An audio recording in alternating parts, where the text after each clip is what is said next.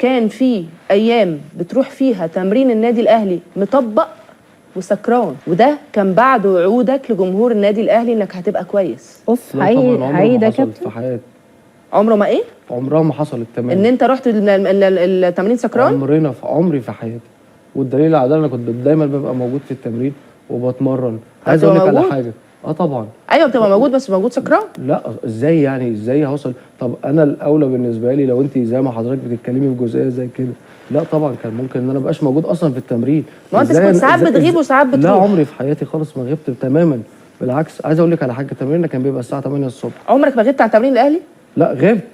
لا انا بتكلم في الجزئيه اللي انت بتتكلمي فيها دي. كان الاولى زي ما انا قبل كده غبت عن التمرين ان انا ما اروحش التمرين اصلا من الاساس، وده شيء واقعي. عشان كنت بتبقى سهران؟ لا، ما انا بقول لحضرتك لو انا زي ما حضرتك بتقولي انا سهران او انا ايا كان حالتي عامله ازاي، طب انا بيتي المفروض ان انا اروح وابقى موجود في بيتي واعتذر اذا كان انا عيان، اذا كان اي وضع. اذا كان صالح جمعه بيروح النادي سكران، امال الاخ كاموتشا ده بيعمل ايه؟ امال الاخ احمد عيد اللي جايبيهم، امال لقيت دلوقتي بتروح الاهلي مترمله. الفرق بتاعته بونت. الزمالك النهارده لو تعادل ماتش بيراميدز والاهلي في 6 ماتشات، الزمالك بطل الدوري. والزمالك في ميزه مواجهه مباشره. الزمالك فيه ميزه يا كابتن. بيعرف يكسب بيراميدز وبيعرف يكسب سيراميكا وبيعرف يكسب المصري. يعني دي ميزه. ماتشات الاهلي مع الثلاث فرق دولت بتبقى ماتشات صعبه وبتبقى فيها ماتشات قوه. طيب ليه الاهلي؟ احنا بنقول كده ليه؟ الاهلي من اول الموسم ما بدا بكل الامكانيات، بكل الاستقرار اللي كريم قال عليها، بكل الصفقات اللي النادي الاهلي جابها، والنادي الاهلي ما بيقضيش مباريات على مستوى عالي.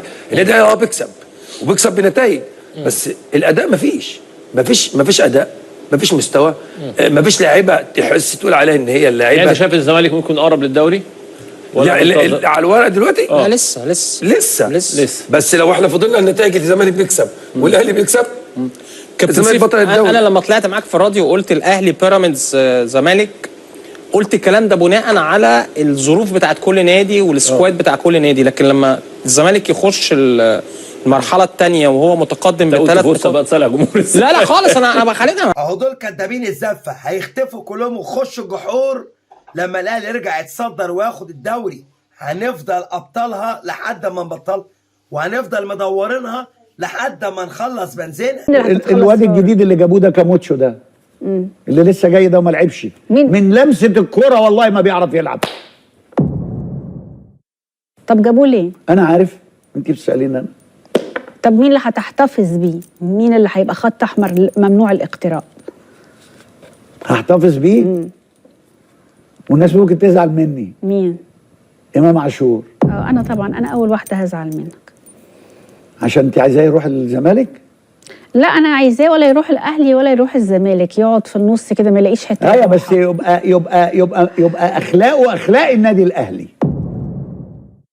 ليه بتقولوا اخلاق النادي الاهلي؟ لان يعني النادي اخلاق الاهلي الزمالك مش حلوه يعني. النادي الاهلي علمنا الاخلاق، ونادي الزمالك ما علمناش الاخلاق. يعني. انا ما لعبتش في الزمالك، معلش. يعني اصل في مصطلحات كده مستفزه قوي للزمالك. زي مثلا يقول لك الاهلي فوق الجميع. ما دي فعلا. لا الاهلي يعني مش فوق الجميع. يعني الاهلي فوق مصلحتي وفوق مصلحتك وفوق مصلحه الكل. لا مصلحه الاهلي فوق مصلحه الكل. لا مصر فوق الجميع، انما الاهلي ايوه مش لا فوق مصلحه الجميع. الاهلي. احنا بنتكلم في الرياضه بقى، ما مصر فوق الجميع، ده مصر على راسنا.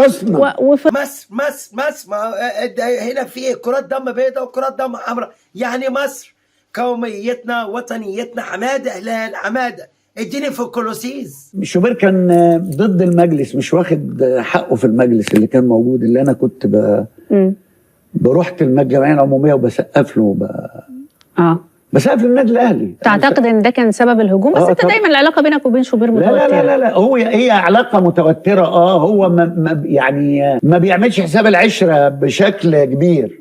ليه؟ ايه اصل المشاكل؟ اول ما تقفي عند قدام مصلحه له يبقى مش شايف قدامه.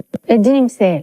ما هو ده ايه ده يعني انا بسقف للناس وبسقف بتوع الجمعيه العموميه، بتوع الجمعيه العموميه بيسقفوا لي. ايه المشكله يعني؟ ده مره جابني انا مع المهندس محمود طاهر وانا حاطط ايدي على كتفه.